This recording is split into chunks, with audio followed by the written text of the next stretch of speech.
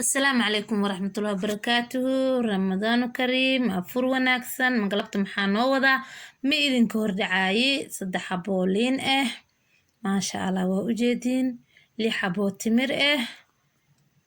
ما شاء الله هذه معان بدنتها الحبو موس أصحابي وأجيدين وملينا ما شاء الله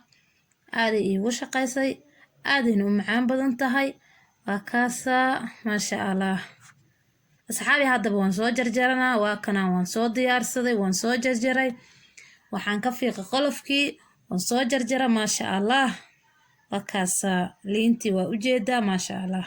si u qurux badan taa saxaabay wakaasa timirtii hadaba waatana maasha allah waxaan sameeyay lafiyaan ka bixiyay waan isku darsaday maxay noo haray mooskii waa kana waan soo jarjaray waan diyaariyay wakaasa waan ku dhex daray ما شاء الله عاد أيو يقشقي عاد أيو معان بدن أيو بروتين وياهي وصدح شاي أون كلا دعين ما شاء الله وعاد وفي عن وكنا الدبا داوشوا عن الصحابي وكاسا عدان ديارنا سيد أو كان أنباء يعني إشينا إني معلنا وأركي دونتين إن شاء الله بيها أنا قم إسكبدنا هل جرافو يران كديجنا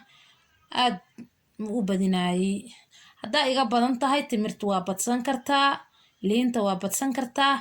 sonkorta waa taasa hal bakeeri aan ku darsaday maadaama ay wixii kala wada macaan yihiin marka waa kaasa waa kana maasha allah haddan soo diyaariyay waan soo miiray maasha allah garaafadan ku diyaarsanaa waad arki doontiin insha allah si u macaan badan yahay dhadhankiisa inaba caadi ma ahan